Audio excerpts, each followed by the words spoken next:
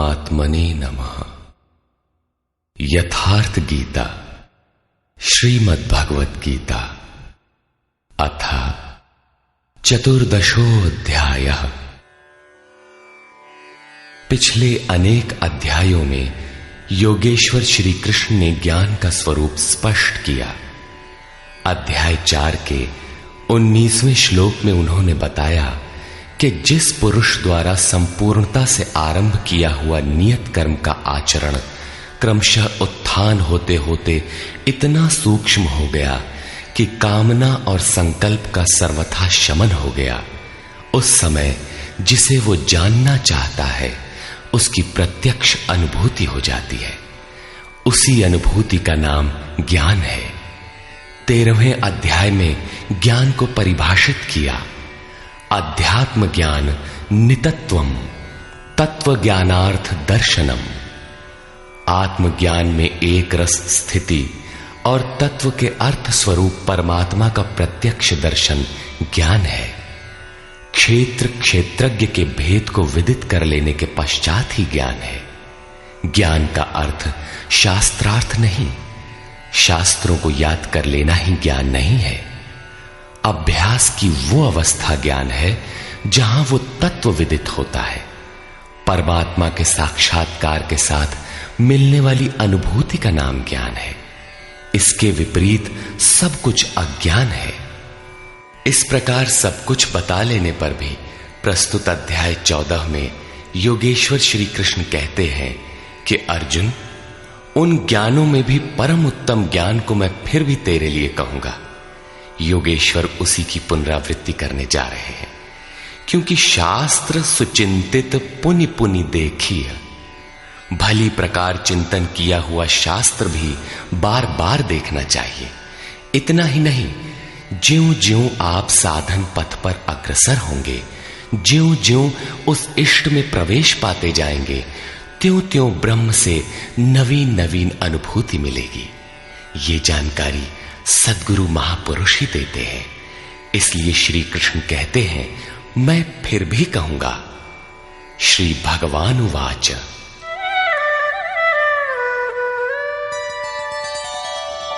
परं भूयः प्रवक्ष्यामि ज्ञानानां ज्ञानमुत्तमम् यज्ञात्वा मुनयः सर्वे परां सिद्धिमितो गताः। अर्जुन, ज्ञानों में भी अति उत्तम ज्ञान परम ज्ञान को मैं फिर भी तेरे लिए कहूंगा, जिसे पीछे कह चुके हैं। जिसे जानकर सब मुनिजन इस संसार से मुक्त होकर परम सिद्धि को प्राप्त होते हैं, जिसके बाद कुछ भी पाना शेष नहीं रहता। इदं ज्ञानमुपाश्रित्य मम साधर्म्यमागताः सर्गेऽपि नोपजायन्ते प्रलये न व्यथन्ति च। इस ज्ञान को उपाश्रित्य, इस ज्ञान का नजदीक से आश्रय लेकर क्रिया से चलकर पास पहुंचकर मेरे स्वरूप को प्राप्त हुए लोग सृष्टि के आदि में पुनः जन्म नहीं लेते और प्रलय काल में अर्थात शरीरांत होते समय व्याकुल नहीं होते, क्योंकि महापुरुष के शरीर का अंत तो उसी दिन हो जाता है जब वो स्वरूप को प्राप्त होता है। उसके बाद उनका शरीर रहने का एक मकान मात्र रह जाता है। पुनर्जन्म का स्थान कहां है जहां लोग जन्म लेते हैं? इस पर श्री कृष्ण कहते हैं,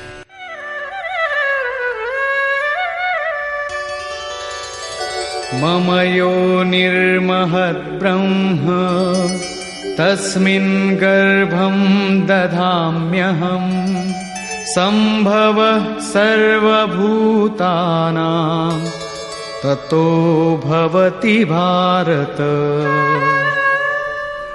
हे अर्जुन, मेरी महद ब्रह्म अर्थात अष्टधा मूल प्रकृति संपूर्ण भूतों की योनि है और उसमें मैं चेतन रूपी बीज को स्थापित करता हूं। उस जड़ चेतन के संयोग से सभी भूतों की उत्पत्ति होती है। सर्वयोनिषु कौन्तेय मूर्तयः सम्भवन्ति याः तासां ब्रह्ममहद्योनिः अहं बीजप्रदः पिता। कौन्तेय, सब योनियों में जितने शरीर उत्पन्न होते हैं उन सब की योनि है गर्भ धारण करने वाली माता, 8 भेदों वाली मूल प्रकृति है और मैं ही बीज को स्थापन करने वाला पिता हूं। अन्य कोई न माता है न पिता। जब तक जड़ चेतन का संयोग रहेगा, जन्म होते रहेंगे, निमित्त तो कोई न कोई बनता ही रहेगा। चेतन आत्मा जड़ प्रकृति में क्यों बंध जाती है? इस पर कहते हैं सत्वं रजस्तम इति गुणाः प्रकृति संभवाः निबध्नन्ति महाबाहो देहे देहिनमव्ययम्।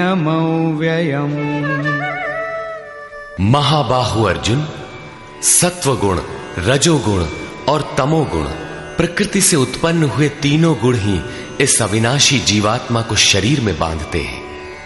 किस प्रकार?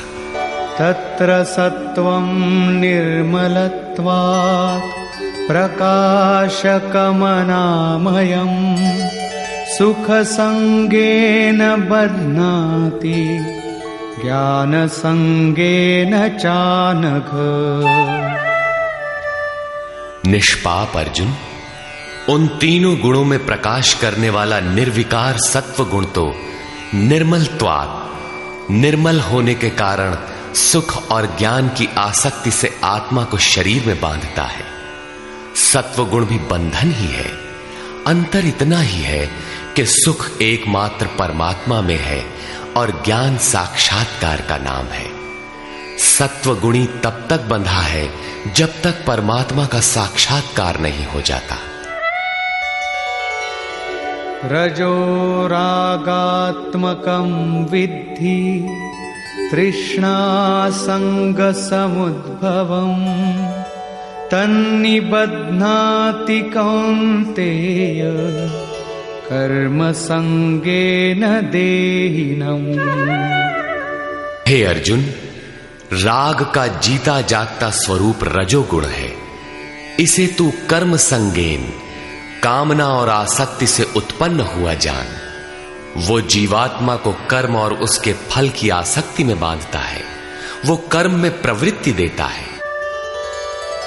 तमस्त्वं ज्ञानजं विद्धि मोहनं सर्वदेहिनां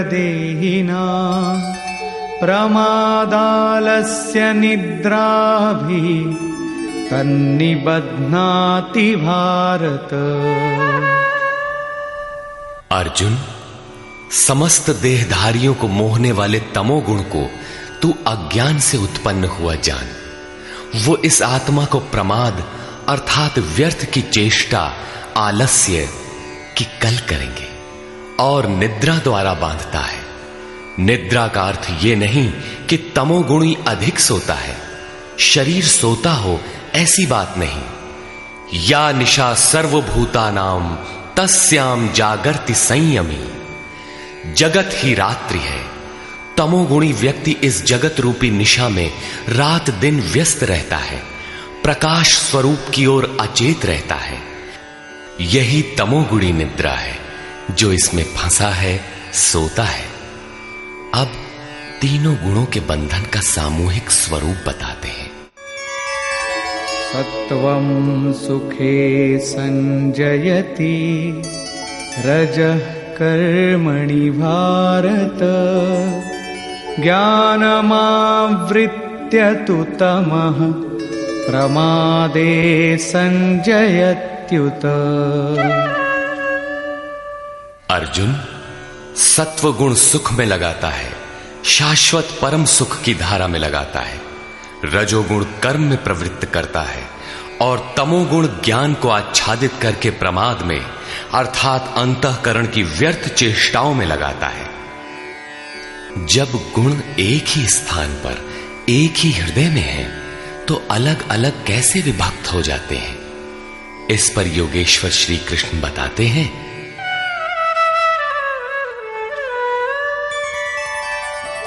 रजस्तमश्चाभिभूय सत्वं भवति भारत, रजः सत्वं तमश्चैव तमः सत्वं रजस्तथा। हे अर्जुन, रजोगुण और तमोगुण को दबाकर सत्वगुण बढ़ता है, वैसे ही सत्वगुण और तमोगुण को दबाकर रजोगुण बढ़ता है, तथा इसी प्रकार रजोगुण और सत्वगुण को दबाकर तमोगुण बढ़ता है। ये कैसे पहचाना जाए कि कब और कौन सा गुण कार्य कर रहा है? सर्वद्वारेषु देहेऽस्मिन् प्रकाश उपजायते, ज्ञानं यदा तदा विद्यात् विवृद्धं सत्वमित्युत।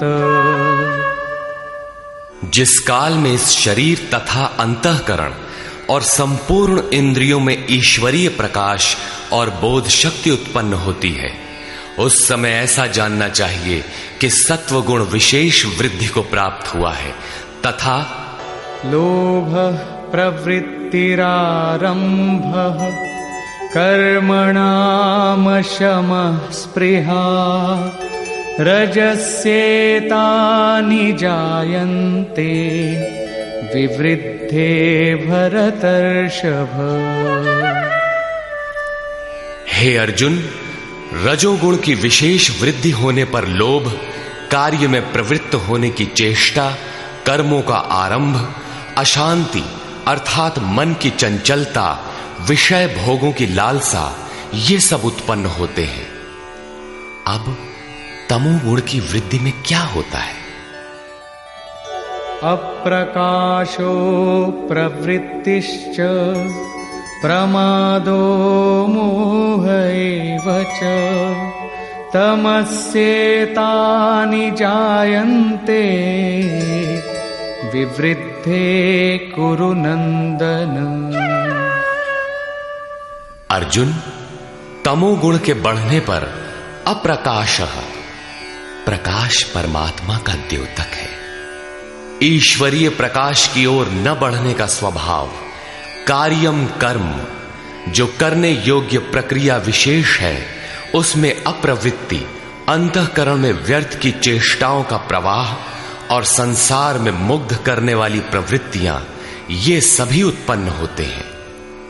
इन गुणों की जानकारी से लाभ क्या है? यदा सत्वे प्रवृद्धे तु प्रलयं याति देहभृत्, तदोत्तमविदां लोकान् अमलान् प्रतिपद्यते।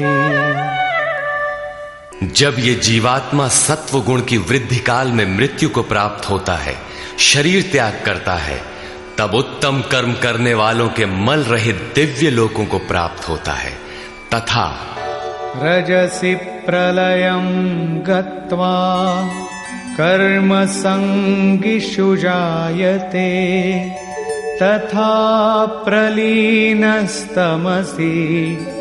मूढ़योनिषु जायते।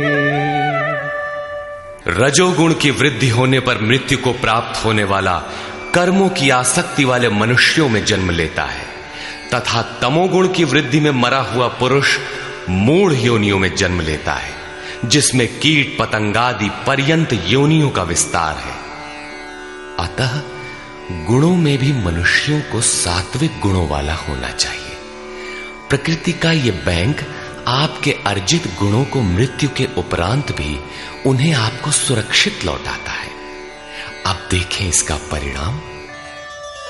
कर्मणः सुकृतस्याहुः सात्विकं निर्मलं फलं, रजसस्तु फलं दुःखम् अज्ञानं तमसः फलम्।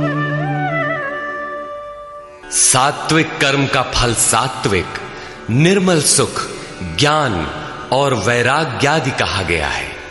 राजस कर्म का फल दुख और तामस कर्म का फल अज्ञान है। तथा सत्वात् संजायते ज्ञानम रजसो लोभ एव च प्रमादमोहौ तमसो भवतो ज्ञानमेव च। सत्व गुण से ज्ञान उत्पन्न होता है। ईश्वरीय अनुभूति का नाम ज्ञान है।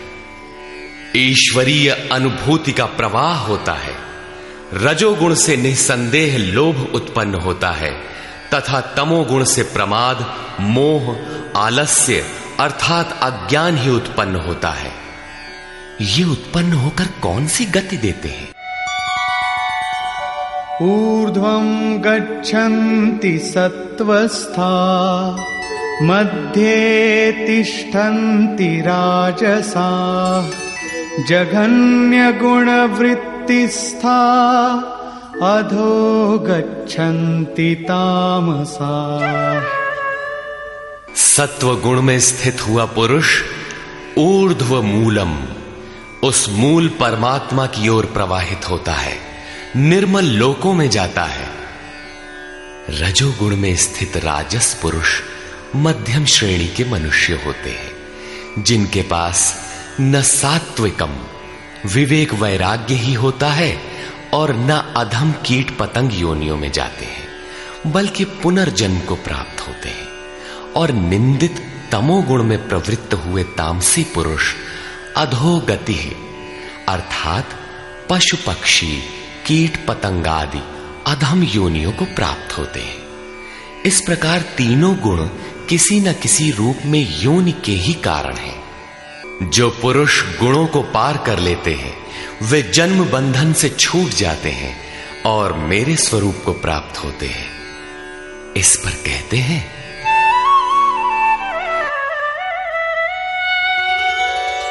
नान्यं गुणेभ्यः कर्तारं यदा द्रष्टानुपश्यति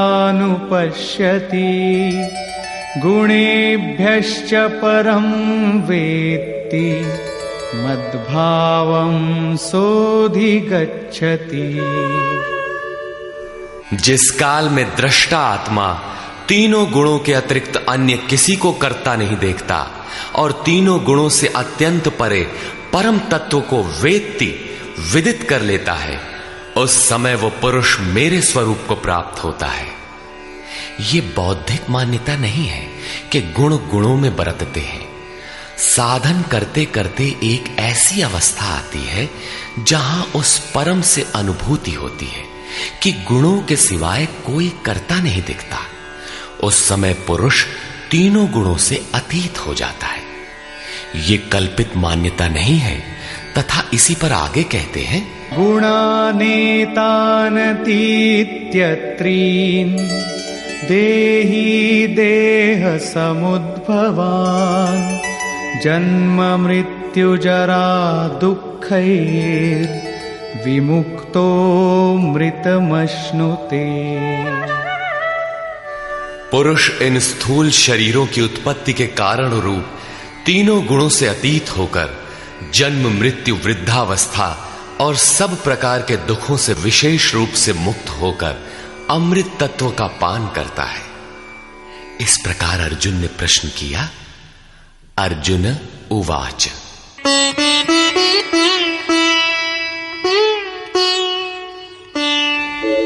कैर्लिंगैः स्त्रीन् गुणानेता अतीतो भवति प्रभो किमाचारः कथं चैतान् स्त्रीन् गुणानतिवर्तते। प्रभु, इन तीनों गुणों से अतीत हुआ पुरुष किन किन लक्षणों से युक्त होता है और किस प्रकार के आचरणों वाला होता है तथा मनुष्य किस उपाय से इन तीनों गुणों से अतीत होता है। श्री भगवान उवाच प्रकाशञ्च प्रवृत्तिञ्च मोहमेव च पाण्डव न द्वेष्टि सम्प्रवृत्तानि न निवृत्तानि काङ्क्षति। अर्जुन के उपर्युक्त तीनों प्रश्नों का उत्तर देते हुए योगेश्वर श्री कृष्ण ने कहा, अर्जुन, जो पुरुष सत्व गुण के कार्य रूप ईश्वरीय प्रकाश, रजोगुण के कार्य रूप प्रवृत्ति और तमोगुण के कार्य रूप मोह को न तो प्रवृत्त होने पर बुरा समझता है और न निवृत्त होने पर उनकी आकांक्षा ही करता है, तथा उदासीनवदासीनो गुणैर्यो न विचाल्यते गुणा वर्तन्त इत्येव योऽवतिष्ठति नेङ्गते। जो इस प्रकार उदासीन के सदृश स्थित हुआ गुणों द्वारा विचलित नहीं किया जा सकता, गुण गुण में ही बरतते हैं, ऐसा यथार्थतः जानकर उस स्थिति से चलायमान नहीं होता, तभी वो गुणों से अतीत होता है। समदुःख सुख स्वस्थः समलोष्टाश्मकाञ्चनः तुल्यप्रिया प्रियो धीरस् तुल्यनिन्दात्मसंस्तुतिः। जो निरंतर स्वयं में अर्थात आत्मभाव में स्थित है, सुख और दुख में सम है, मिट्टी पत्थर और स्वर्ण में भी समान भाव वाला है, धैर्यवान है, जो प्रिय और अप्रिय को बराबर समझता है, अपनी निंदा तथा स्तुति में भी समान भाव वाला है, और मानापमानयोस्तुल्यस् तुल्यो मित्रारिपक्षयोः सर्वारंभ परित्यागी गुणातीतः स उच्यते। जो मान और अपमान में सम है, मित्र और शत्रु पक्ष में भी सम है, वो संपूर्ण आरंभों से रहित हुआ पुरुष गुणातीत कहा जाता है।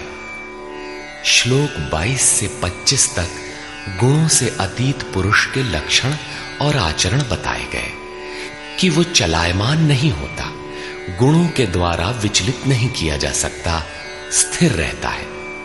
अब प्रस्तुत है गुणों से अतीत होने की विधि।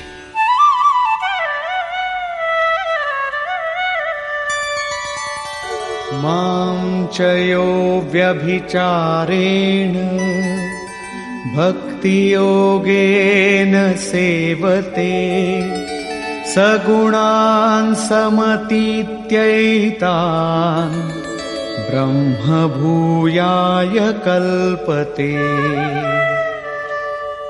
जो पुरुष अव्यभिचारिणी भक्ति द्वारा अर्थात इष्ट के अतिरिक्त अन्य सांसारिक स्मरणों से सर्वथा रहित होकर योग द्वारा अर्थात उसी नियत कर्म द्वारा मुझे निरंतर भजता है, वो इन तीनों गुणों का अच्छी प्रकार उल्लंघन करके पर ब्रह्म के साथ एक होने के योग्य होता है, जिसका नाम कल्प है। ब्रह्म के साथ एक ही भाव हो जाना ही वास्तविक कल्प है। अनन्य भाव से नियत कर्म का आचरण किए बिना कोई भी गुणों से अतीत नहीं होता। अंत में योगेश्वर निर्णय देते हैं,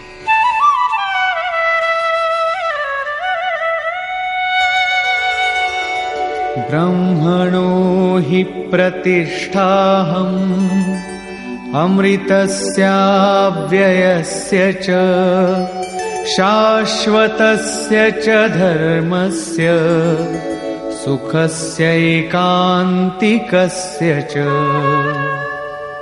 हे अर्जुन, उस अविनाशी ब्रह्म का जिसके साथ वो कल्प करता है, जिसमें वो गुणातीत एक ही भाव से प्रवेश करता है, अमृत का, शाश्वत धर्म का और उस अखंड एक रस आनंद का मैं ही आश्रय हूं, अर्थात परमात्म स्थित सद्गुरु ही इन सब का आश्रय है। श्री कृष्ण एक ही योगेश्वर थे। अब यदि आपको अव्यक्त अविनाशी ब्रह्म, शाश्वत धर्म, अखंड एक रस आनंद की आवश्यकता है तो किसी तत्व स्थित अव्यक्त स्थित महापुरुष की शरण लें। उनके द्वारा ही यह संभव है। निष्कर्ष, इस अध्याय के आरंभ में योगेश्वर श्री कृष्ण ने कहा कि अर्जुन, ज्ञानों में भी अति उत्तम परम ज्ञान को मैं फिर भी तेरे लिए कहूंगा, जिसे जानकर मुनिजन उपासना के द्वारा मेरे स्वरूप को प्राप्त होते हैं। फिर सृष्टि के आदि में वे जन्म नहीं लेते, किंतु शरीर का निधन तो होना ही है। उस समय वे व्यथित नहीं होते। वे वास्तव में शरीर तो उसी दिन त्याग देते हैं जिस दिन स्वरूप को प्राप्त होते हैं। प्राप्ति जीते जी होती है, किंतु शरीर का अंत होते समय भी वे व्यथित नहीं होते। प्रकृति से उत्पन्न हुए रज, सत्व और तम तीनों गुण ही इस जीवात्मा को शरीरों में बांधते हैं। दो गुणों को दबाकर तीसरा गुण बढ़ाया जा सकता है। गुण परिवर्तनशील है। प्रकृति जो अनादि है, नष्ट नहीं होती, बल्कि गुणों का प्रभाव टाला जा सकता है। गुण मन पर प्रभाव डालते हैं। जब सत्व गुण की वृद्धि रहती है तो ईश्वरीय प्रकाश और बोध शक्ति रहती है। रजोगुण रागात्मक है। उस समय कर्म का लोभ रहता है, आसक्ति रहती है, और अंतःकरण में तमोगुण कार्य रूप लेने पर आलस्य प्रमाद घेर लेता है। सत्व की वृद्धि में मृत्यु को प्राप्त पुरुष ऊपर के निर्मल लोकों में जन्म लेता है। रजोगुण की वृद्धि को प्राप्त हुआ मनुष्य मानव योनि में ही लौट कर आता है, और तमोगुण की वृद्धि काल में मनुष्य शरीर त्याग कर अधम अर्थात पशु, कीट, पतंग इत्यादि योनि को प्राप्त होता है। इसलिए मनुष्यों को क्रमशः उन्नत गुण सात्विक की ओर बढ़ना चाहिए। वस्तुतः तीनों गुण किसी न किसी योनि के ही कारण हैं। गुण ही आत्मा को शरीरों में बांधते हैं, इसलिए गुणों से अतीत होना चाहिए। वे जिससे मुक्त होते हैं उसका स्वरूप बताते हुए योगेश्वर ने कहा, अष्टधा मूल प्रकृति गर्भ को धारण करने वाली माता है और मैं ही बीज रूप पिता हूं। अन्य न कोई माता है न पिता। जब तक यह क्रम रहेगा तब तक चराचर जगत में निमित्त रूप से कोई न कोई माता पिता बनते रहेंगे, किंतु वस्तुतः प्रकृति ही माता है, मैं ही पिता हूं। अर्जुन ने 3 प्रश्न किए। गुणातीत पुरुष के क्या लक्षण हैं, क्या आचरण है, और किस उपाय से मनुष्य इन तीनों गुणों से अतीत होता है। इस पर योगेश्वर श्री कृष्ण ने गुणातीत पुरुष के लक्षण और आचरण बताए, और अंत में गुणातीत होने का उपाय बताया कि जो पुरुष अव्यभिचारिणी भक्ति और योग के द्वारा निरंतर मुझे भजता है वह तीनों गुणों से अतीत हो जाता है। अन्य किसी का चिंतन न करते हुए निरंतर इष्ट का चिंतन करना अव्यभिचारिणी भक्ति है। जो संसार के संयोग वियोग से सर्वथा रहित है उसी का नाम योग है। उसको कार्य रूप देने की प्रणाली का नाम कर्म है। यज्ञ जिससे संपन्न होता है वह हरकत कर्म है। अव्यभिचारिणी भक्ति द्वारा उस नियत कर्म के आचरण से ही पुरुष तीनों गुणों से अतीत होता है और अतीत होकर ब्रह्म के साथ एक ही भाव के लिए पूर्ण कल्प को प्राप्त करने के लिए योग्य होता है। गुण जिस मन पर प्रभाव डालते हैं उसके विलय होते ही ब्रह्म के साथ एक ही भाव हो जाता है। यही वास्तविक कल्प है। अतः बिना भजन किए कोई गुणों से अतीत नहीं होता। अंत में योगेश्वर श्री कृष्ण निर्णय देते हैं, वह गुणातीत पुरुष जिस ब्रह्म के साथ एक ही भाव में स्थित होता है उस ब्रह्म का, अमृत तत्व का, शाश्वत धर्म का और अखंड एक रस आनंद का मैं ही आश्रय हूं, अर्थात प्रधान करता हूं। अब तो श्री कृष्ण चले गए।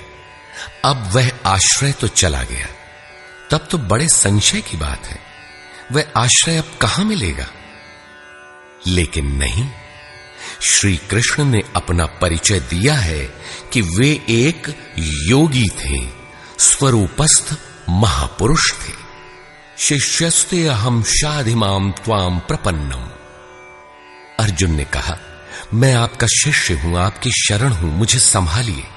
स्थान स्थान पर श्री कृष्ण ने अपना परिचय दिया, स्थित प्रज्ञ महापुरुष के लक्षण बताए और उनसे अपनी तुलना की। अतः स्पष्ट है कि श्री कृष्ण एक महात्मा योगी थे। अब यदि आपको अखंड एक रस आनंद, शाश्वत धर्म अथवा अमृत तत्व की आवश्यकता है तो इन सब की प्राप्ति के स्रोत एकमात्र सद्गुरु हैं। सीधे पुस्तक पढ़कर इसे कोई नहीं पा सकता। जब वही महापुरुष आत्मा से अभिन्न होकर रथी हो जाते हैं तो शनैः शनैः अनुरागी को संचालित करते हुए उसके स्वरूप तक, जिनमें वे स्वयं प्रतिष्ठित हैं, पहुंचा देते हैं। वही एकमात्र माध्यम है। इस प्रकार योगेश्वर श्री कृष्ण ने अपने को सबका आश्रय बताते हुए इस 14वें अध्याय का समापन किया, जिसमें गुणों का विस्तार से वर्णन है। अतः ओम तत्सदिति श्रीमद्भगवद गीता सूपनिषत्सु ब्रह्म विद्यायाम योग शास्त्रे श्री कृष्णार्जुन संवादे गुणत्रय विभाग योगो नाम चतुर्दशोऽध्यायः। इस प्रकार स्वामी अड़गड़ानंद कृत श्रीमद्भगवद गीता के भाष्य यथार्थ गीता का 14वां अध्याय पूर्ण हुआ। हरि ओम तत्सत्।